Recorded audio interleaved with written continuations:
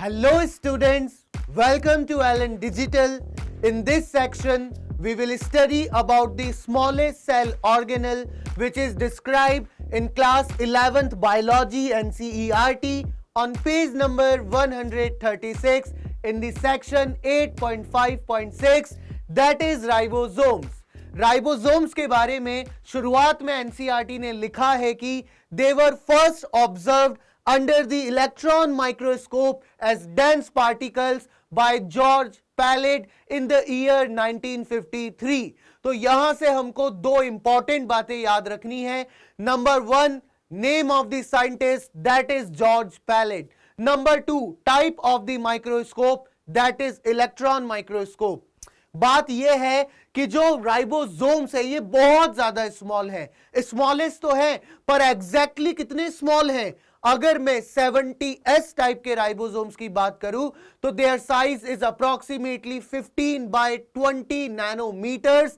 That is extremely small. इतनी small size के organelle को लाइट माइक्रोस्कोप के अंडर ऑब्जर्व नहीं किया जा सकता है.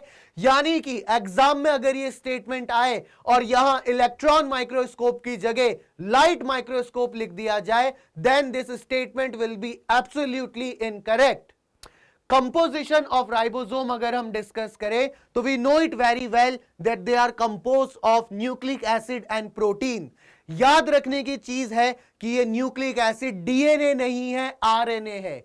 राइबो न्यूक्लिक एसिड ऐसा आरएनए जो राइबोसोम का स्ट्रक्चर बनाता है, इसे हम कहते हैं ribosomal ribonucleic acid, in short RNA.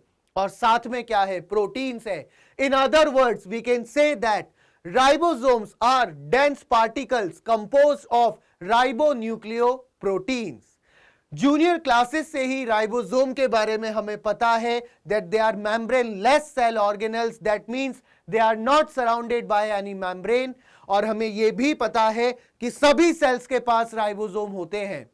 अगर थोड़ा हम डिटेल में इस चीज को समझें, all the living cells possess ribosomes except mature mammalian RBC and phloem sieve tube cells. ये दो ऐसे लिविंग सेल्स हैं जिनके अंदर राइबोसोम्स एब्सेंट होते हैं. पर ध्यान से पढ़िए, मैच्योर जब ये सेल हैं तब, जब ये सेल इमैच्योर होते हैं तब इनके अंदर भी राइबोसोम्स प्रेजेंट होते हैं. क्योंकि राइबोसोम ही प्रोटीन फैक्ट्री है सेल का. राइबोसोम ही प्रोटीन को सिंथेसाइज करता है.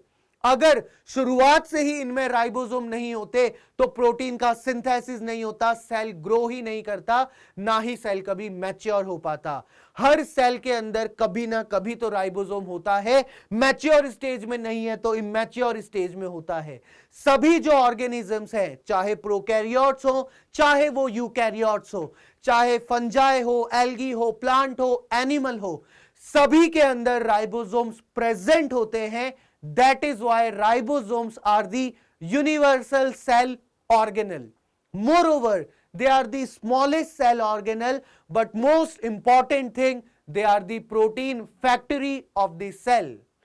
एक सेल जितने भी फंक्शंस परफॉर्म कर रहा होता है उस सबके पीछे कुछ ना कुछ एंजाइम्स का इन्वॉल्वमेंट होता है. And enzymes are mainly proteins, और प्रोटीन को सिंथेसाइज कौन करता है, राइबोसोम करता है. इसलिए इसको इंजन ऑफ सेल भी कहा जाता है. इसको आप इस तरीके से समझिए कि एक सेल जितने भी फंक्शंस परफॉर्म कर रहा है, इन सब का जो इंफॉर्मेशन है, जो कोड है, वो डीएनए के अंदर स्टोर्ड है. डीएनए से बनता है एमआरएनए और एमआरएनए से प्रोटीन बनाता है राइबोसोम. यानी कि वो जो इंफॉर्मेशन है डीएनए में वो जाती है एमआरएनए में, और एमआरएनए को ट्रांसलेट करके प्रोटीन बनाता है राइबोसोम, और ये प्रोटीन आगे जाकर एंजाइम बनेंगे और फाइनली हमारा सेल अपने फंक्शंस को परफॉर्म कर पाएगा.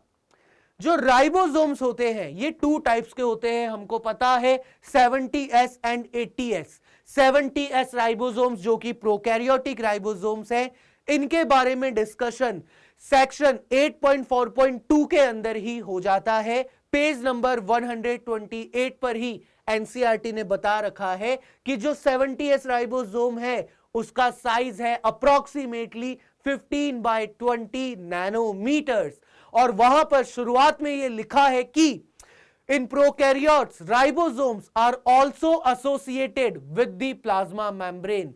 दैट मींस प्रोकैरियोट्स के अंदर राइबोसोम साइटोप्लाज्म में फ्रीली तो मिलते ही हैं, पर वो वहां पर प्लाज्मा मेम्ब्रेन से अटैच्ड भी हो सकते हैं। पर अगर हम यूकैरियोट्स की बात करें, प्योरली यूकैरियोटिक सेल के रेस्पेक्ट में एक स्पेशल स्टेटमेंट लिखा जाता है राइबोसोम्स के लिए, that is they are organelle within organelle.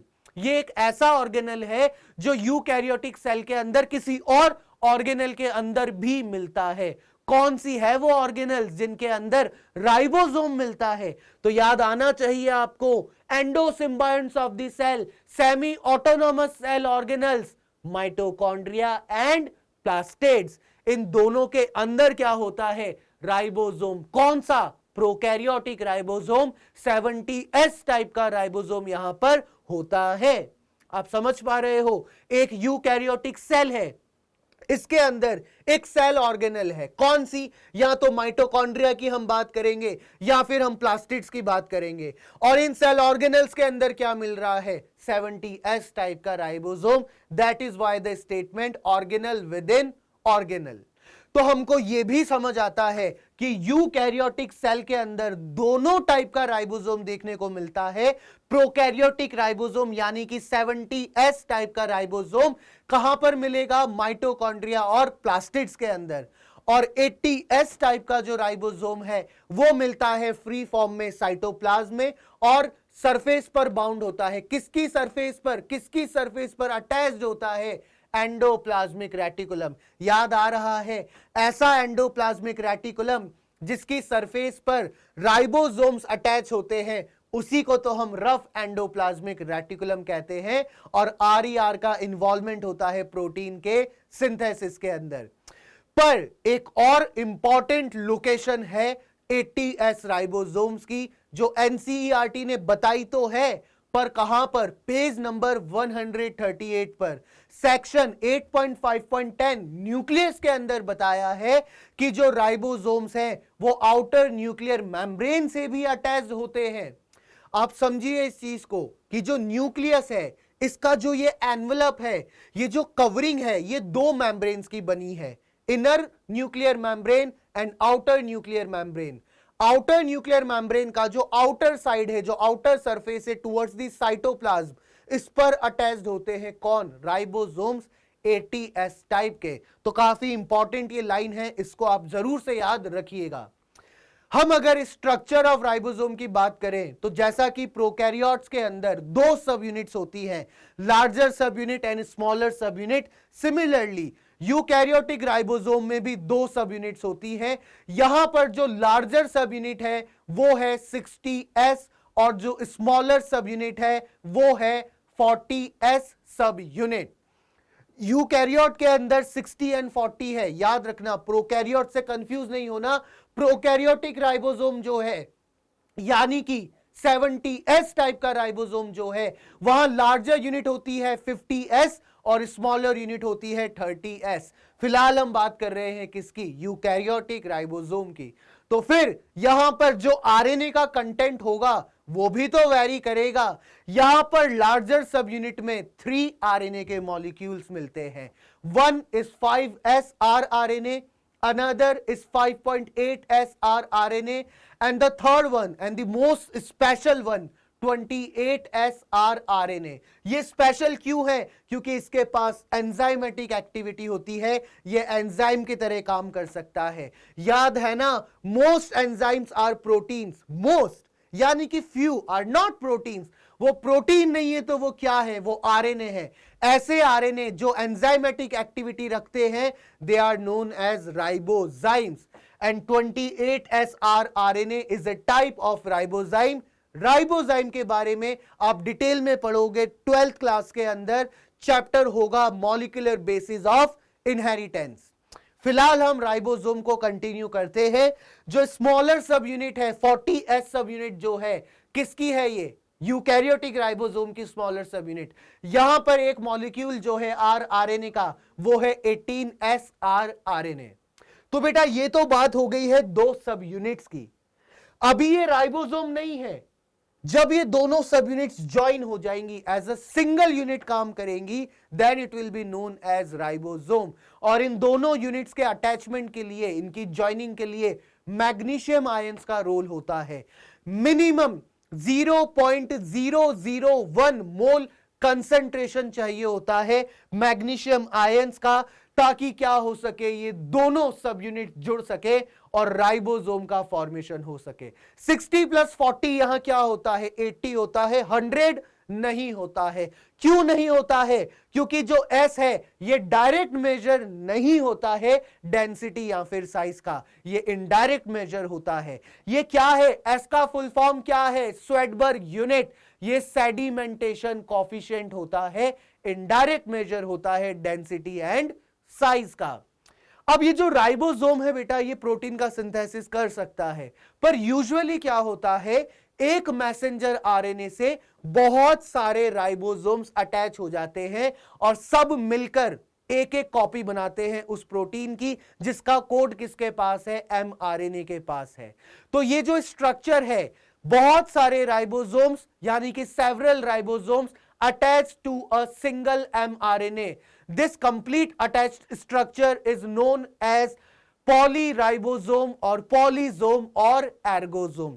ये तीनों नेम हमें याद रखने हैं। ये दो नेम तो एनसीईआरटी में है, प्रोकैरियोट्स वाले पार्ट में लिखे हैं 8.4.2 में। एक नेम और है इसका, एर्गोसोम भी इसी को कहा जाता है। तो पॉलीसोम के अंदर प्रेजेंट राइबोसोम्स क्या करेंगे? एमआरएनए को ट्रांसलेट करेंगे प्रोटीन के अंदर, प्रोटीन का फॉर्मेशन करेंगे। किस तरीके से करेंगे? मैग्नीशियम आयन की प्रेजेंस में क्या होगा? लार्जर एंड स्मॉलर सब यूनिट आकर अटैच हो जाएगी किससे? इस एमआरएनए से। ये जो थ्रेड आपको दिख रहा है ये है एमआरएनए। तो एक के बाद एक क्या होती जाएंगे? राइबोसोम के सब यूनिट अटैच होते जाएंगे, कंप्लीट राइबोसोम बनता जाएगा, वो आगे मूव करता जाएगा और प्रोटीन सिंथेसाइज करता जाएगा कुछ इस तरीके से। ये देखिए, सब यूनिट्स आती जा रही हैं, अटैच होती जा रही हैं, आगे मूव होती जा रही है, प्रोटीन को सिंथेसाइज करती जा रही है।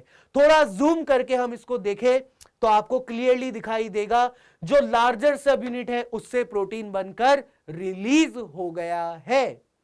ये भी राइबोसोम प्रोटीन बना रहा है, ये भी बना रहा है, ये भी बना रहा है। ये सब एक ही एमआरएनए से अटैच है, यानी कि ये सेम पॉलीपेप्टाइड, सेम प्रोटीन के मॉलिक्यूल को बना रहे हैं। पर जब प्रोटीन का मॉलिक्यूल बन गया है, जब पॉलीपेप्टाइड बन गया है, तब ये क्या हो गए हैं? सेपरेट हो गए हैं। तो इस तरह से होता है प्रोटीन का सिंथेसिस एक सेल के अंदर, चाहे वो प्रोकैरियोटिक सेल हो या फिर यूकैरियोटिक सेल हो। डिफरेंस बस क्या आएगा? राइबोसोम के टाइप का 70S या फिर 80S। That's all about the ribosomes. Now we have some practice questions जो आप लोगों का अटेंशन चेक है। अगर आपने इस सेक्शन को ध्यान से समझा है तो बहुत इजीली सारे क्वेश्चन सॉल्व हो जाएंगे। क्वेश्चन नंबर फर्स्ट की हम बात करते हैं। Which organelle is not surrounded by any membrane? Very easy question. Mitochondria जो है डबल मेम्ब्रेन बाउंड होता है, लाइसोसोम सिंगल मेम्ब्रेन बाउंड है, क्लोरोप्लास्ट जो है डबल मेम्ब्रेन बाउंड है, बट राइबोसोम ये मेम्ब्रेन लेस सेल ऑर्गेनल है। Therefore the answer is option number 4. Now let's go to question number second, which is also the last question of this section. Ribosomes are not found in or on which of the following? इनमें से किसके अंदर या किसके ऊपर ribosome देखने को नहीं मिलता है? Option number 1, endoplasmic reticulum. तो हमको पता है एंडोप्लाज्मिक रेटिकुलम की जो सरफेस है उसके ऊपर 80S राइबोसोम्स अटैच्ड होते हैं। Option number 2, cytoplasm. साइटोप्लाज्म की अगर हम बात करें तो प्रोकैरियोटिक सेल में फ्री फॉर्म में यहां क्या होते हैं? 70S राइबोसोम, और यूकैरियोट्स के अंदर 80S type of ribosomes. Outer nuclear membrane, अभी तो हमने डिस्कस किया था इसी सेक्शन में कि आउटर न्यूक्लियर मेम्ब्रेन पर भी 80S टाइप के राइबोसोम्स अटैच्ड होते हैं। The last option is Golgi apparatus. ना ही अपैरेटस के अंदर, ना ही इसकी सरफेस के ऊपर कहीं पर भी राइबोसोम्स प्रेजेंट नहीं होते हैं। Therefore the answer is option number 4, Golgi apparatus.